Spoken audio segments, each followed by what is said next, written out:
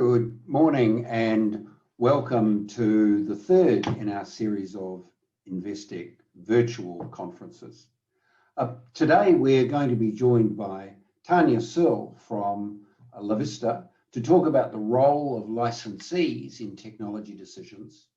And then we're going to have a panel discussion with Pat Garrett and Tim Fuller from Six Park and Nucleus respectively, on the subject of what do the Robos know that you don't. So this is the third, and we've tried to cover a number of topics that affect the use of technology in advice practices and in managed accounts through this series. So in our first session, Spoiled for Choice with Advice at Technology, Peter Warren from Inzermo talked about how to make decisions around advisor technology and what the future might hold in that area. And we had Zach Lehman and Brett Sanders from Philo Capital, Zach from BT, moderated by Tom Schubert from Drummond, talking about spoiled for choice in managed accounts.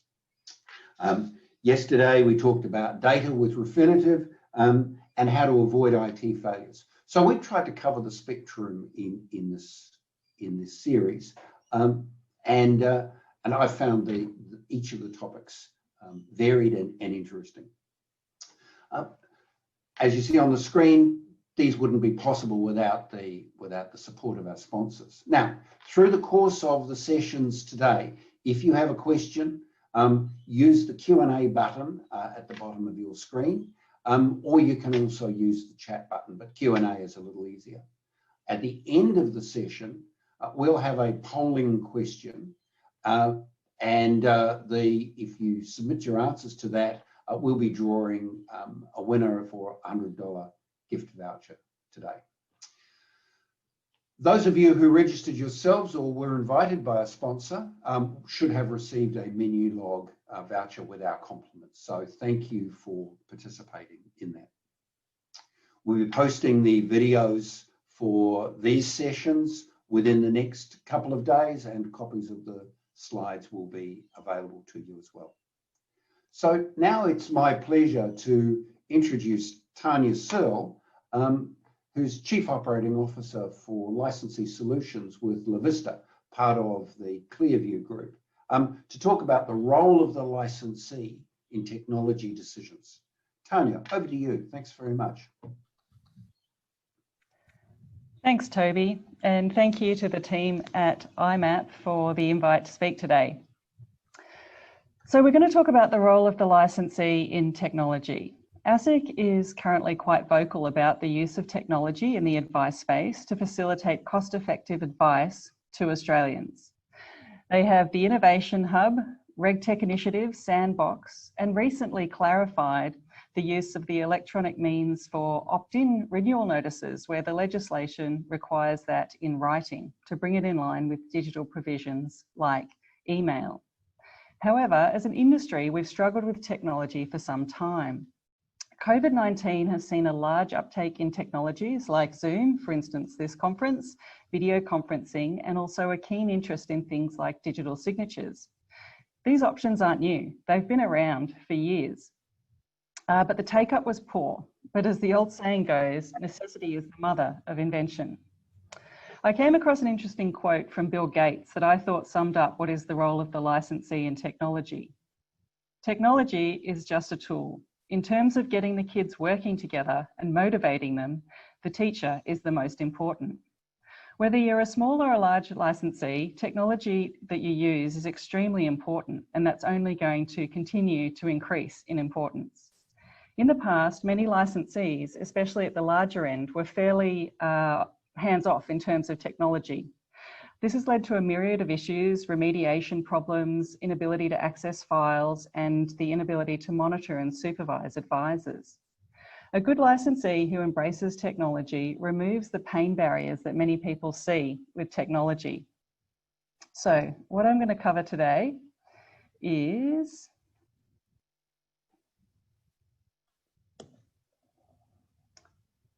sorry, Toby, I don't seem to have control of the screen.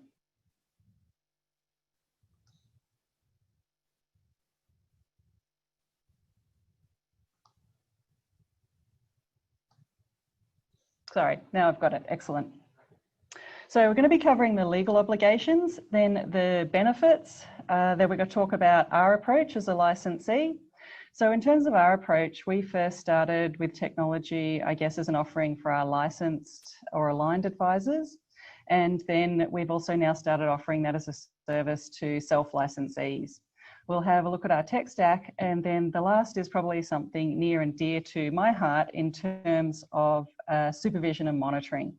So I am a responsible manager for over 200 advisors, and sometimes that does scare me. So we'll look at what we do in terms of that.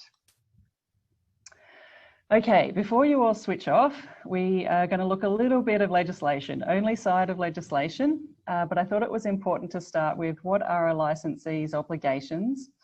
So we've got up here some section 912A obligations, which are called the general obligations for a licensee. And there's three that I've pulled out that are relevant to technology. So the first one there is the overarching, I guess, obligation that you need to be able to provide all the financial services that you have under your license efficiently, honestly, and fairly. It's pretty hard to do that efficiently without technology in this day and age. You do need efficiencies of technology. You then need to take reasonable steps to ensure that your representatives comply with financial services law. So technology can assist there, for instance, producing compliance documents or monitoring ongoing advice obligations, anything like that that helps your representatives comply with the law. And then the last one is there is a specific requirement that licensees need to have adequate resources that includes technology to not only provide the services that they have under their license, but also carry out supervisory arrangements. And this is probably where a number of licensees have fallen down in the past.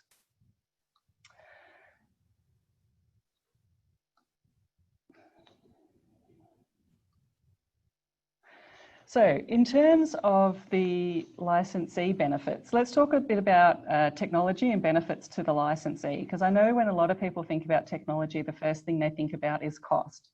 So a big benefit, obviously, of a licensee is scalability. You've got the ability for one person or people in the license to share the responsibility, to share the testing, and also get economies of scale. A key benefit is obviously needing record keeping, so making sure that you've got the records that you need to keep as part of your license. Another one is data and document consistency. So when you've got a central system, you can control that. You can do releases at night.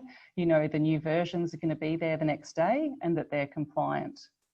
It's also efficient for practices because effectively they're outsourcing that to the licensee. So the licensee is able to do the testing, do due diligence and things like that for them. So then they can just focus on their business. So reporting capabilities from data are obviously huge. For licensees, it's to do with monitoring and supervising. For practices, it's more at a granular level, probably more to do with revenue and clients. With a licensee building a system or customizing a system, you can have it suit what you need to and how you want your advice processes to work. A big benefit as well is remote audits, being able to access files remotely. You obviously save on travel costs, but also it means that you've got consistency there. Privacy and security, a massive part in the moment of, in the media, recent case with RI. having systems like that mean you've got increased privacy and security. So as part of COVID, a lot of people have gone from working in an office where you have whole IT teams that look at the ability, that look at the systems, they control the systems. So you've got securities, checks and balances. We've now got the majority of the workforce working from home where they might be on home VPNs or home wireless, and it's just providing that level of security. Also for licensees that invest in technology, you are going to have an advantage of people who seek technology and also when people are looking at moving, so recruitment and retention of existing advisors.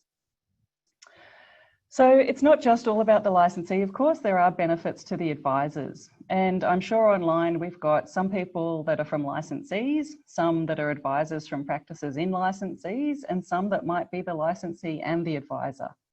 So you are compliant through process. If the system is set up for you, you simply need to follow it and follow the checks and balances and you're going to be compliant. In terms of workflow, you can look at task completion, bottlenecks, tracking. The worst thing is finding out that there has been a problem and you didn't know about it. Or you can look at how you're going to improve your services through looking and tracking that sort of thing. You can do revenue per client, segmentation, obviously FDS monitoring and supervision is, and also for advisors provision is a very, very big one. In terms of licensees, when ASIC released their report into FDS and opt-in, 50% of licensees didn't even have a system that told them when someone was due for an opt-in or a process to turn the fees off. So also, again, nobody wants there to be a problem. You know, compliance drives so much that we do these days. So alert monitoring, wouldn't you rather be told from a system that something you've got 10 days to provide something rather than something finding out at an audit that you haven't provided it? Also, practices that have electronic files and they're well maintained have a higher value in terms of when you go to sell.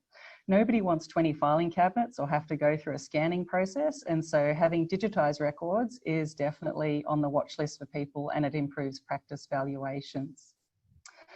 The big benefits, of course, is that you're not taking time out of your business to do due diligence, to do the ongoing monitoring or dealing with the provider. You've got the testing, development and maintenance being completed by the licensee. So I'm going to go on and talk a little bit about our approach. So obviously there's no one size fits all in terms of technology. It is going to depend in terms of obligations, they're scalable. So licensees are obviously all different sizes and license obligations can also be scaled. So what might be right for somebody with 5 advisors might not be the right fit for somebody with 20 advisors. We were one of the first licensees to mandate software sort of back in 2012, 2013. And we mandated our system and we made it clear that if you wanted to join our licensees, you needed to use that one system. We were also one of the first licensees to mandate record keeping in terms of on the system. I think it was back in 2015 now. We required electronic files. So, and that was all backscanned. So we had all of that on the system. So for us, mandating was a really, really good move because we have had a central system, we've got one system, and we're able to generate reporting out of it. Also, because we mandated, I guess, back then, a benefit for us is that whilst we've continued to be thrown, I guess, curveballs in terms of legislative changes, Royal Commission and things like that, we haven't had to madly go around scanning files or implement systems or moving systems for advisors to get the sort of monitoring and supervision that we need. So we haven't been distracted by that because we had that in place already. We've then, of course, invested in it, and we have invested heavily into our technology and our process and our systems. We obviously continue to support it, develop it, and also review it. In terms of what we've chosen to do there, one of the big things for us was actually in-house support and development. So again, it's going to depend on your size, whether you go in, whether you have in-house or external. There's benefits to both. With an in-house support for us, it's meant that we're able to move really quickly. So we've got an in-house development team. They've been here for a long time. We're able to move really nimbly. For instance, they're familiar with all the code and in our documents and how they all work.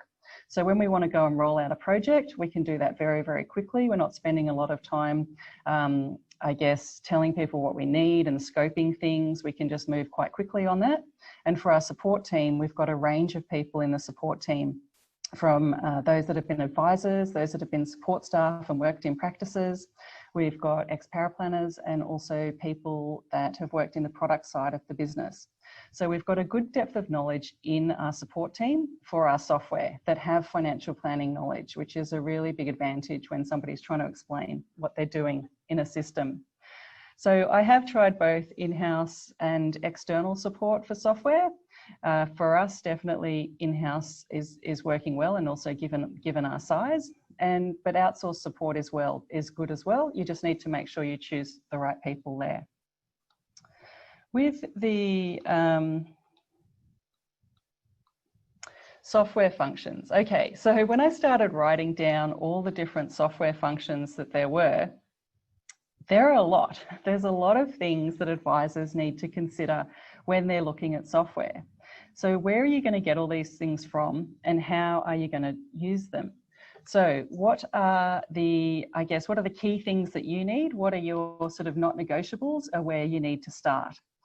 The other thing that I've also seen with software is people buying software and not implementing it. So they buy it and it just sits there and they've paid for it and nobody's using it.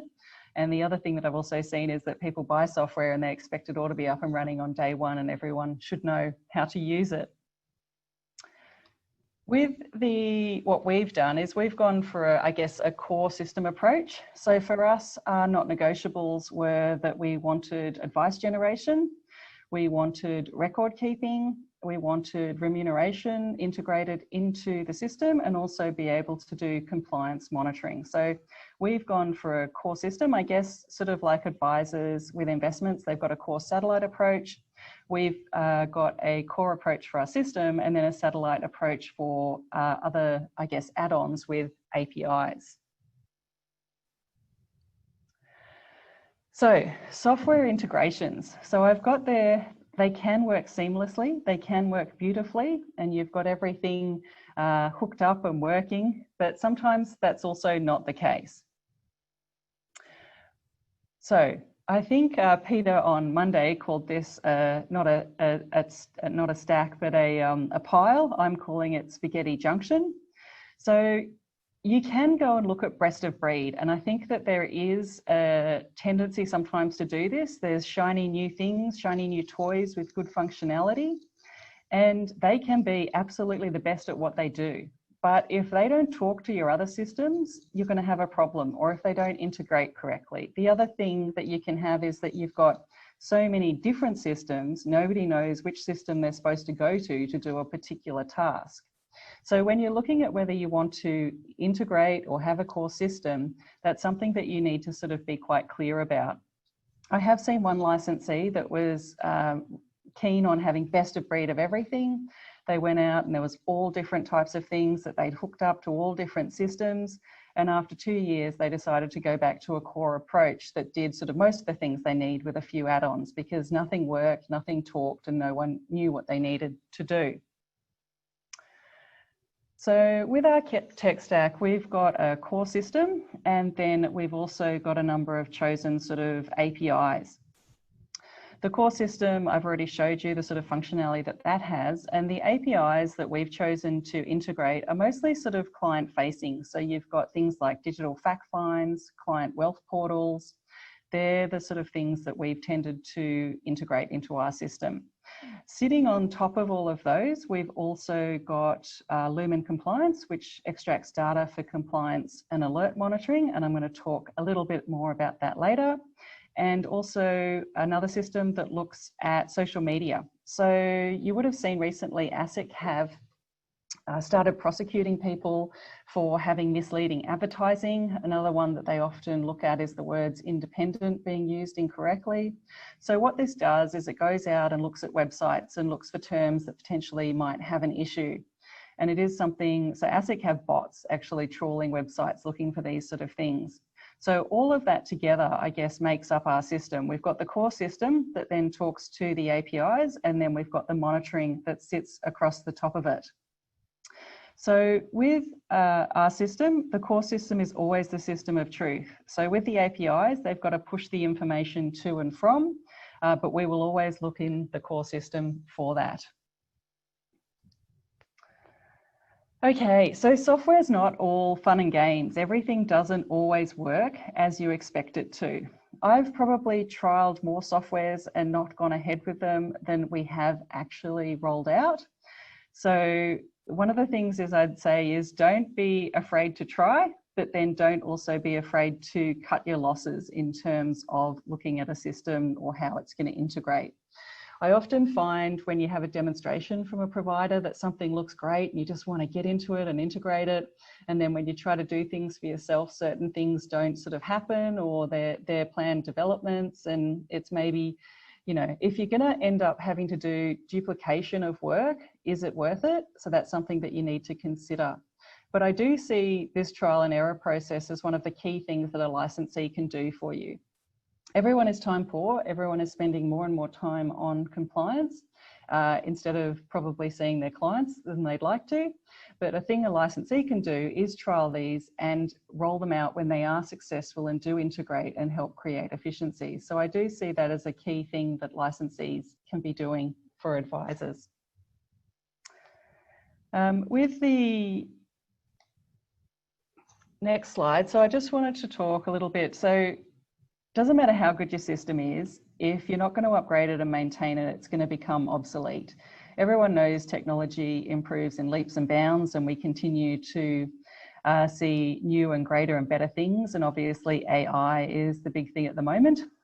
Currently testing some AI solutions, not having, so the biggest thing is training the AI and making sure it understands your voice, what you say, and certain key terms.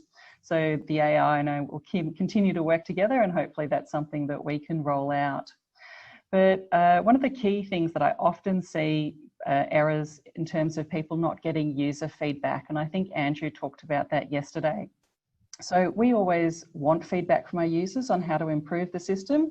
Yes, we use it, we test it, we're using it every day. In terms of our system, the PDMs use it, the compliance teams use it, as well as the support teams. So everyone in the licensee is using the system and is aware of how it works. But if the users are who we want the feedback from every day. So feedback on how can we improve things. You do have to go through a bit of a balancing act. And I understand with advisors, sometimes you want choice, and the trade-off for that might be that you take something that somebody else has made that does potentially 95% of the job. So we always try to build in options for our advisors on the site, and hopefully that gives them some of the flexibility that they need, but always seeking feedback from users. Then obviously you've got to go through your build, test, release phases. Okay, I could just see that there was one question down the bottom that I might ask, and that was just what system do you use? So we do use Xplan. We've got our own brand of Xplan called CWT, and so that is what we are currently using. So data, getting data out of the system or any system is definitely key. So I'm not sure if anybody online has ever had to respond to an ASIC notice in terms of getting data.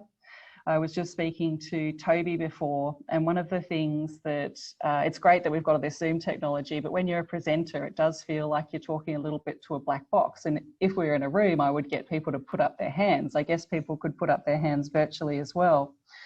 But generally, if you get an ASIC notice, you will have a period of time and they'll be looking for something. So let's say they wanted to know for a year, these 350 clients, 7 pieces of data about their FDS or opt-in provision. What were the services? Were they provided? What was the date that the FDS was happening? And you probably have 2 to 4 weeks to provide that information. So you either need to have a system in place to get that information out, or there is going to be some very, very long nights going through files and trying to find the information that you need. In terms of getting the information, you can ask for an extension, but often, I don't know if you remember back to needing to have sufficient resources. If you can't do it in a reasonable time frame, there's the chance that ASIC might say you don't have sufficient resources to provide the services. So one of the things that I found was we'd used our system for a long time. We had a lot of data in there, but as a responsible manager, I wasn't getting the data out that I needed in a format that I would be able to sort of look for early detection of issues or things like that. So we implemented a system that had sort of real-time compliance monitoring and alerts. So that pulled out the information from the system. I'll explain the sort of chart there in a second, but obviously the benefits of this type of system are proactive alerts. You can do ASIC reporting really quickly and easily, practice reporting as well, trend identification, and also board reporting. So they say a picture tells 1,000 words, and this one here is looking at the different strategies provided by advisors. So you'll see one of the vertical lines has a number of different colors, and each of those colors represent a different strategy for that particular advisor. So our system is monitoring probably about 800 SOAs and maybe about 900 ROAs every month, and also monitoring the ongoing service provision for, I think last time I looked, maybe about 30,000 clients. So we can see here potentially is somebody recommending the same strategy over and over again, which might indicate cookie cutter advice, or is somebody potentially recommending a high risk strategy?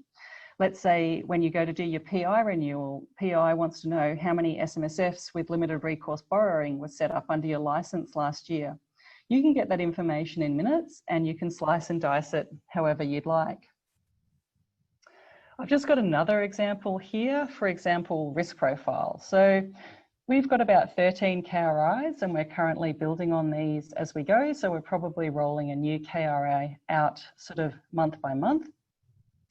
So here we've got risk profiles. You can see all the risk profiles for the different ages for clients. So you've got the ages down the bottom and the number of clients up the top, with the different colors being the different risk profiles. So let's say as a licensee, you get a complaint about a particular advisor saying that they are recommending old ladies go into aggressive investments. You can very quickly look at their whole client base. First of all, see what risk profiles are being used, if there's any trend issues. So it's very quickly to investigate issues like that. Previously, you might have had to do a sample, say grab 20 files and look at them. This is also obviously, because you're looking at the whole book, it means that you've done a really thorough investigation. So I just used those two because I thought it was easy to sort of demonstrate how you can see things in a picture and how getting data in the right way is a powerful tool. So that brings me to the end of my presentation. I think I'm fairly close to time, Toby, but were there any questions before I log off? Tanya, thank you very much. As somebody who organises these events, I can't tell you what a delight it is for us to have somebody who is absolutely on time in their presentations, and it's a tribute to you. There's one question which has come in, which is the way in which you manage the costs of the technology that you mandate for your advisors, and the way in which that's spread between yourselves and the advisors. Sure. So in terms of the advisors pay for their core system, what they're using in their business, but we tend to pay, we pay for the monitoring that sits over the top. And also obviously there's a cost involved in providing the in-house support that's included either in the licensing fees, or for the self-employed licenses, they pay a monthly fee to access that service. And I have a question about the training. When an advisor joins one of your practices, either self-licensed or directly into Clearview or Matrix, they obviously come from a practice with a set of technology. What's the sort of transition process for you between where they were and arriving at your solution? Sure. So we go through a mapping exercise where we look at their existing solution, and then we do the mapping of the data and bring that across, and also do the training. So we take that across we map the process, and we do that for anyone that's interested in coming across. Great. Right. Well, look, Tanya, thank you very much. Brett Ebedes, who has been working with us formerly with XPlan, when we were talking about presenters for InvestTech, said to me that we couldn't find a better licensing presenter and somebody with a clearer set of capabilities and what can and can't be achieved than Tanya. And I think you'll agree with me that that's an excellent overview of the role of the licensee in technology and the scope that technology offers for running a sustainable licensing business. So Tanya, thank you very much. And now it's an opportunity for us to go backwards. Let's go backwards. Now, there we go. Technology, love it.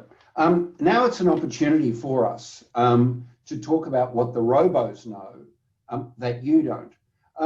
It seemed to me that having worked with advice businesses for 20 years effectively in intermediated environments where a person is managing the relationship with the client, that there are some peculiar challenges that the Robos, to use that term, must have encountered in terms of client engagement and in terms of capturing a client, taking them through the whole take-on process, the advice generation process, the provision of compliant advice, and then the management of that relationship. So I thought it would be very interesting for us in InvestTech to invite two of the online practitioners, Garrett from Six Park and Tim Fuller from Nucleus, to talk to us today about what the Robos know that advice businesses don't. What can advice businesses learn from online service providers? So the format of this session is Pat and Tim are going to say a few words, talking to a couple of their slides, and then we'll have a discussion. So Pat, it's over to you. Thanks, Toby. Just a quick check. Can you see and hear me okay? Yes, indeed. Yes. Okay, terrific. Toby and the rest of the team, thanks for having us on. I think this is a great topic to be covering in today's environment. So we could probably flick to the next slide. If there was 2 points I wanted to make real quickly, one is I'm not sure Robos know a whole lot more other than that the rest of the market knows, other than they should be viewed as complementary as opposed to competitive to existing wealth managers. Robo advice is a fairly widely thrown around term. So what I thought might be helpful is to very quickly just walk through effectively what, in the instance of this discussion, what robo advice is. And in the dotted line, basically describes an online investment management service, which is robo advice, which proceeds from online a risk assessment, which is a series of questions related to risk capacity, risk appetite, investment horizon, and the like, that typically leads to an investment recommendation based on the client's answers. And that's typically in the form of an asset allocation. And in the case of Six Park, we use exchange-traded funds to construct a portfolio based on the client's feedback on the assessment. And then an online account setup process, which is typically a HIN-based model and uses an MDA agreement to open a CMA account and a brokerage account, again online. And then once a client has funded an account, then trading and execution according to that investment strategy. And then ongoing portfolio reporting and rebalancing, again, in line with the managed discretionary account agreement. And the main point here is that basically everything from left to right can be automated for the most part, and therefore improve efficiency, time, and cost. But it doesn't suggest that there aren't human beings involved. There is actually quite a substantial human overlay in terms of an investment committee that determines the parameters of the investment strategy, as well as customer support, which underlies this whole process. In the box below is not intended to be a right or wrong. It's intended to be more of just a bit of a contrast of what online investment management services do versus what I've called kind of traditional financial advice. Tanya did, I think, a good job of illuminating some of the challenges that the industry, the wealth management industry, faces today. Broadly speaking, the provision of advice is time consuming and getting more time consuming for advisors. It is through the use of technology, the delivery of the investment management and statement of advice is fairly quick with the digital service. In terms of the process, it's highly automated with the digital service. And with a wealth firm, historically has been very manual, but that's actually improving quite a bit as of late. And in terms of engagement, because the online investment management service is delivered digitally, there is actually quite effective engagement that can be engineered because people have become, young and old, have become more digitally savvy over time. Obviously, the traditional sort of wealth management and financial advice delivered face-to-face is extremely personal, as it should be for the matters that are typically handled face-to-face. Moving to the next slide, I mentioned earlier that I think if there's one thing that, there's a lot of words on this slide, I won't speak to all of them. If there's one thing I would want to take away for most of the audience is that digital services really, and this has been evidenced overseas, can be quite complementary for wealth firms. And what this slide illustrates is sort of a typical life the cycle of wealth creation of an individual over time. Obviously at the top starting kind of at the early stage, and at the bottom towards the mature stage of wealth management, wealth creation and retirement. And for the most part, at the risk of generalization, financial advisors have really played in the bottom half of the screen. Once people have amassed a certain amount of wealth and have a certain amount of complexity to their needs and assets that need to be managed. What we see and hear in the market a lot is financial advisors who perhaps have people approach them with several $100,000, but not enough to effectively provide value for money or with a best interest overlay, provide holistic advice, but would like to in some way engage with those clients or help them with their investment management sooner rather than later. And what online services enable is wealth firms to add to their suite of tools, so to speak, the ability to attract, retain, and engage people sort of at the top half of this graph, and therefore build a pipeline of future clients, which is incredibly relevant given the intergenerational wealth transfer that has already started to happen. And one of the use cases we see a lot is accounts for children of high net worth individuals whose complexities and needs are relatively low now, but will get more complex over time. On the next slide is really just trying to evidence the fact that overseas, the use of digital investment management services has actually gotten quite mature. It emerged largely out of the wake of the global financial crisis when consumers demanded more transparent, affordable, accessible investment management services. That didn't quite happen in Australia at the time because the GFC didn't impact Australia quite as much. But with the Banking Royal Commission and COVID, the take up of digital services to be able to service a broader market has accelerated a lot in the last 6 months. But this slide is really meant to just illustrate that virtually every financial institution in the US and to a large extent Europe have some form of an online digital service to reach a broader audience and engage them earlier in the life cycle. So I'll leave it at that and hand it over to Tim from here. Thanks, Pat. Hi, Toby, and hi, everybody out there. Probably jumping a little bit further down the presentation today, but I'd just like to concur with what Pat was saying. You know, really a big component in what we're doing, and we actually, I guess, at Nucleus Wealth versus Six Park take some slightly different approaches, but are really zeroing in on a lot of the problems that we've been seeing. I've been in advice for nearly a decade.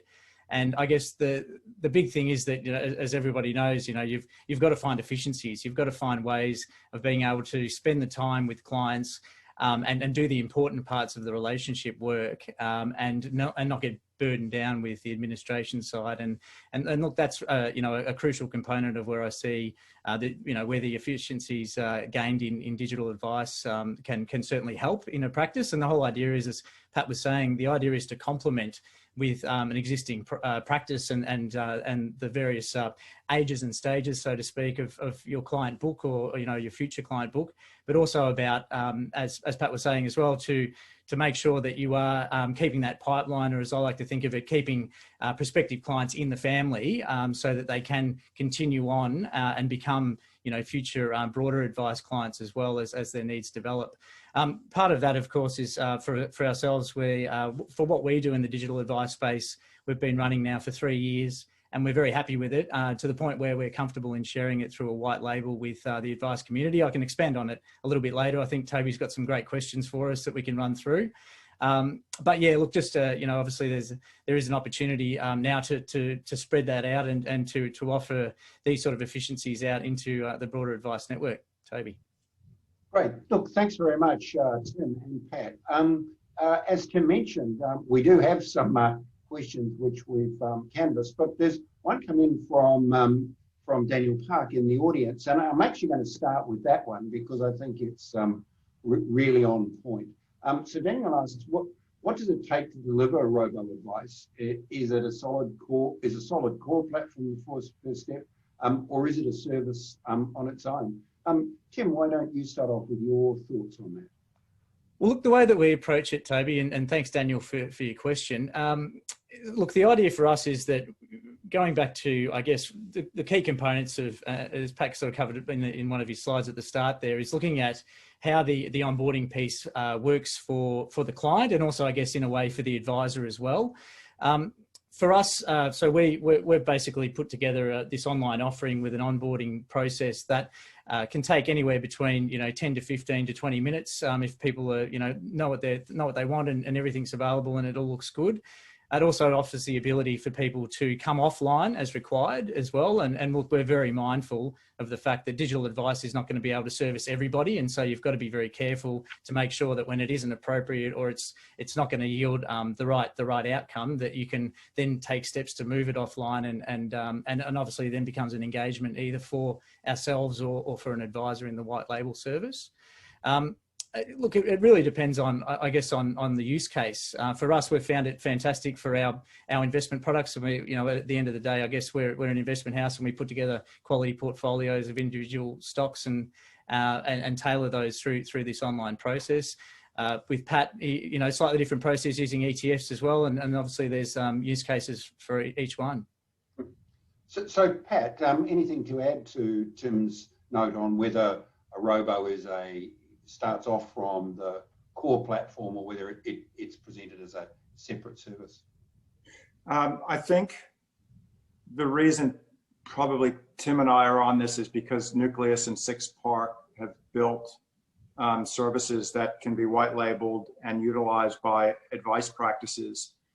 And so typically I think the most efficient use case is that the presentation of the service can be within the sort of the tech stack or the website or whatnot of the advisor's wealth firm's ecosystem, but the actual service itself is handed off to Six Park and/or Nucleus to then execute, and again, white labeled or not. It is a much more complex and arguably unnecessary activity for a wealth firm to try to embed it deeply into their systems, at least in the first go. But through white labeling and importantly through the digital engagement, it can actually appear as if it is a service provided by the firm, but just powered by an external party. Well, let's pick up on that point about the service provided by the firm. And so is what each of you provides. Pat, let's start with you. Is it personal advice? Is it general advice? Is it scaled advice? So from a technical perspective, what is the advice? It is typically, it is, in our instance, it's scaled personal advice. We do, because we have a risk assessment to try to align the portfolio with the person, we ask questions that get into the personal advice space very quickly.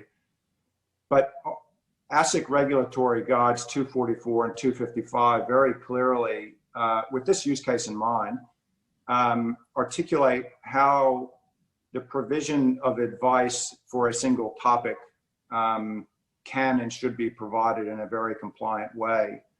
And so in our instance, what we do and what we have set up is one thing, and that is an investment management service.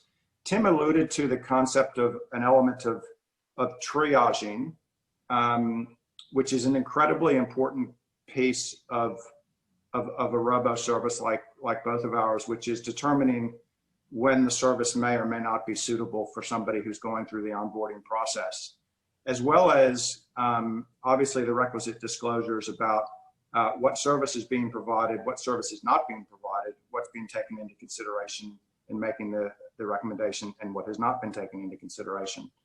The whole point really behind the service is to be able to effectively productize an investment management solution. And so the best way to do that is through in a scaled manner, but it is personal advice.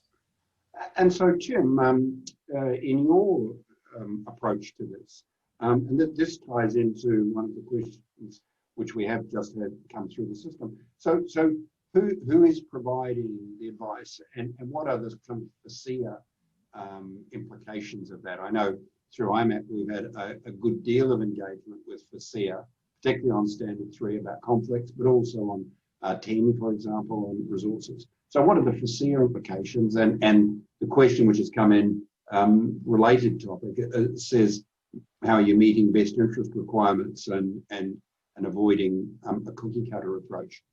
Yeah, sure. Look, it's a common thought, I think, for people that aren't used to the digital advice space or haven't had a lot of exposure to it or checked it out as well. And I think it's warranted.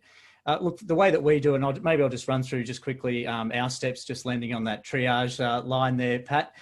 So we have an advice triage process in the way that we really facilitate, what's going to be the best outcome for the client. So initially there's basically a fork in the road where there's a self-directed path where people who just want to pluck our portfolios off the shelf can do so, essentially under a letter of engagement.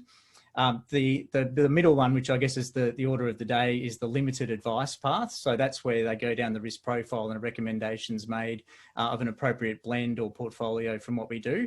The key thing there is that before you go down that pathway, there's a number of check boxes which basically highlight all the areas of advice that aren't going to be provided.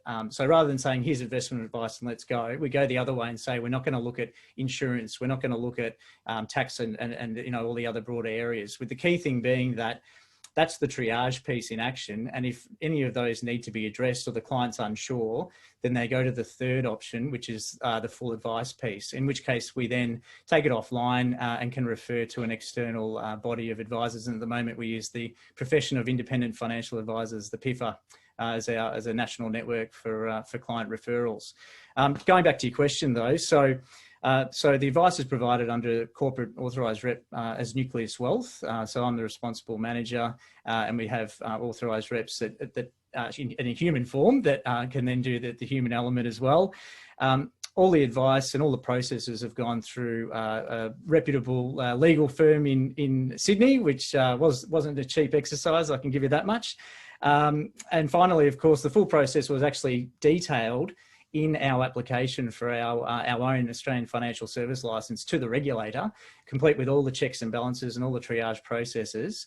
And of course, we obtained that AFSL in July of last year. And then, of course, finally, we've got our own external AFSL compliance organisation that monitors on the outside as well. So look, we're quite comfortable. Well, I guess we're very comfortable that, that we're doing the right thing, and all the, it's difficult to see what else we could really do about it to get those checks in the box. Yeah. And then to the point which came through the questions around best interest or the risk of cookie cutter. How have you thought about that, Tim? Well, it's probably just going back to the fact that you're making it very clear from the outset that this is what we're going to do. And this is why even the pathway is called limited advice. It's about saying, okay, well, look, here's what it is. It's provided instantly, it's free, and they don't have to take it. Client, obviously, it's an opportunity for us to have an input into the client situation. And this is just going back to that confidence element, which is a crucial component of any advice, opportunity and relationship. So it's making people comfortable that we've had a look at it and this is what we can recommend. and look, from there, you know, as I mentioned, there's always the opportunity for people to say, okay, you know, I'm still not fully across this, and you know, we've got many different ways that we can be in contact and speak to and clients, if you know, to answer those questions as well. Okay, let's talk about some of the logistics of delivering a service like this online. So Pat, what's the sort of average time that it takes from go to woe for somebody to work themselves or to be worked, I guess, through the process? Toby, I would say probably taking the risk assessment, getting and absorbing the recommendation, and proceeding through the account creation process could take, and I think Tim sort of alluded to this before, anywhere from 5 to 15 minutes. And I think the fact that it's fast is great, but at the same time, it doesn't want to be so quick that a person doesn't understand what they're getting into in terms of a service. So there's a bit of a balance there, and I think Tim did a very good job of articulating the amount of work that's gone into the compliant aspect and the triaging process. It can certainly take longer if somebody fails an AML test and has to provide documentation to get a CMA account open, or has a more complex situation. But they're really, candidly, if somebody were to go to a financial advisor and say, I have $200,000, I want you to help me invest. I don't want to help on anything else because I have all my other bases covered, and I recognize that and I accept that. They're likely to be handed a risk assessment in paper form. What we're doing is effectively the same thing digitally. And then whatever paper forms might be used to open accounts are actually done instantaneously online, the same way they would by paper. So there's not really any shortcuts. It's just a more efficient delivery. But somebody can go from landing on our website, and they have, to having received a compliant statement of advice, albeit a limited scaled advice, embedded in an MDA agreement, have a CMA account opened and a brokerage account opened in 10 or 15 minutes with all of the regulatory aspects wrapped around it. Tim, Pat mentioned their AML CTF. How do you guys deal with the sort of documentary requirements that often come? Yeah, good question, Toby. So look, for us, obviously being, you know, we wanted to keep it, you know, all online and use the efficiencies that we've got. So we utilize a bank grade, basically, verification service called Green ID. We've used those from the get-go. Fantastic service, instant. Basically, look, a couple of key things there, I guess, is number one, it actually checks the driver's license or passport or whatever those details that the client wishes to provide immediately on government records. So it's actually, for mine, and just thinking back to previous advice, you know, in the advice world, it's a lot stronger than just getting a photocopy and putting it on the file, or, you know, having to chase around certified ID. So look, a wonderful service, and look, there's a number of providers out there that do it as well. Look, the other crucial part of it as well is that all that information that we collect, so say driver's license detail, passport number, is quite sensitive. That's piped directly to Green ID. And then they return back basically a code that says whether or not it's been verified. So we don't actually hold any of that information on our servers, which is just from a point of view from you know, data security, that, yeah, you know, you want to make sure that, you know, you're minimizing the amount of super sensitive information that you're holding on yours. And if you can rely on something that the banks trust, then all the better for it. So yeah, great system. Okay. Look, I was going to touch on that security issue, and I'm glad you brought it up, because you know, clearly that is one of the key issues. Tanya mentioned in her presentation the problems that RI are having with advisor officers in security breaches. So clearly that's a very significant issue, and one which I suspect many advice practices haven't yet quite grasped. all gripped up. Look, in the last few minutes, let's talk about what happens after a client becomes a client. Let's talk about the client engagement process. So through the process of becoming a client, is it continuous or do they tend to come back in steps? Tim? Oh, look, everyone's different, Toby. Look, for mine, we've designed the system to obviously be, a single-seated operation. So if they sit down, they like what they hear. We obviously put out a lot of information through our podcasts and webinars and blog posts and those sort of things. And people, come in the front door that way. If it all looks good, it's really on us to make sure that, we can get them on board as a client as quickly as they want to be. But then, of course, there's plenty of people that, and look, at the end of the day, when people are investing, 35 to millions of dollars, obviously it warrants a little bit of time to think things over. So they may get back and forwards through it. We can track through our system, and we do it. We monitor where there may be some pain points in it, just really so when we review our systems, we can make them better. But it also helps us when we're talking to clients to see whether or not they're back and forward between a couple of steps for some reason. So, look, on average, it's difficult to say, but, look, you'd probably say that, within a couple of weeks, normally, I think most people have either come in our front door and become a client or not. And we'll quite often reach out to people that we feel may be getting stuck along the way as well, just to check in to make sure everything's okay. Try and take it offline, because sometimes the answer is offline. Right. And then once they become a client, Pat, what's the client engagement process? How do you keep them engaged? You haven't got the opportunity for an individual advisor to ring and say, "Hi Jack, how's it going?" Or "Let me tell you about what we're doing on your account." Well, one of the good things about a digitally delivered service, Toby, is the efficiency in which you can deliver ongoing content, education, information related to what the investment committee is thinking about it at the time. And clients become very used to, and actually I think embrace, sort of the digital engagement aspect. So ongoing education and communication is one pretty effective way to sort of to build trust with clients. One of the ways you can really measure that is by client behavior. And one of the things we've noticed is that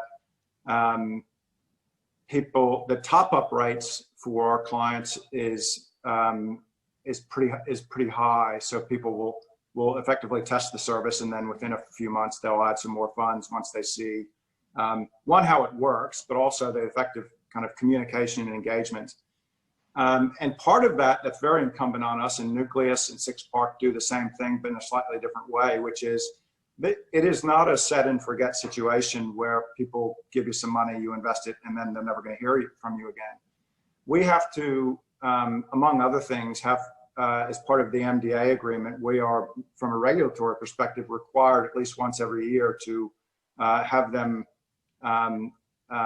effectively retake the assessment and review the MDA again and issue a new statement of advice at least annually.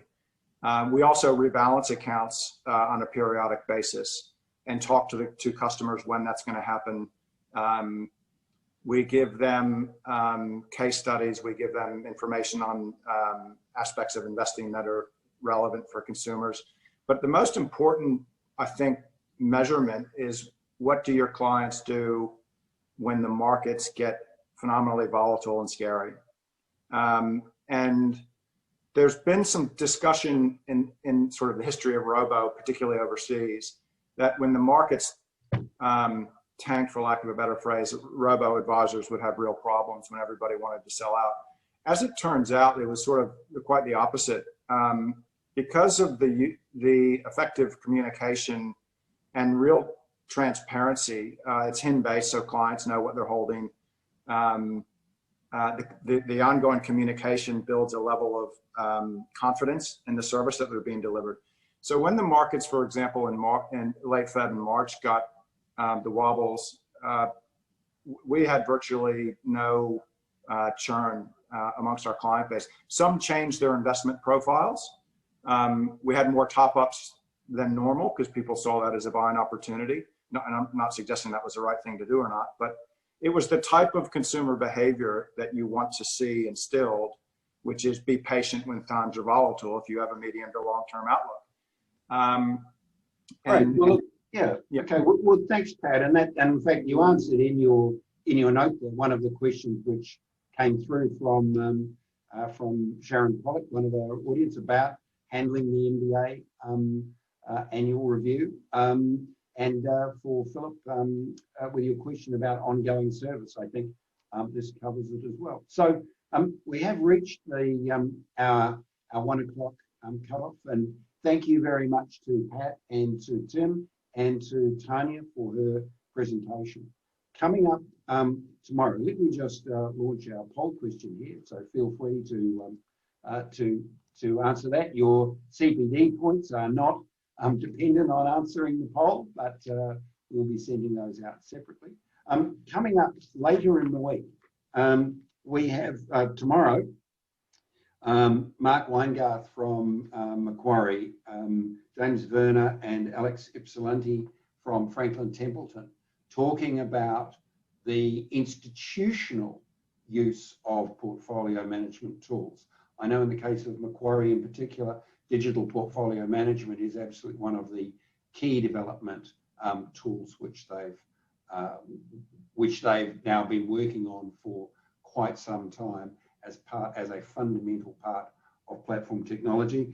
We'll also have Wade Madison from Milliman's talking about Smart Shield, which was the winner of this year's IMAP Innovation Award.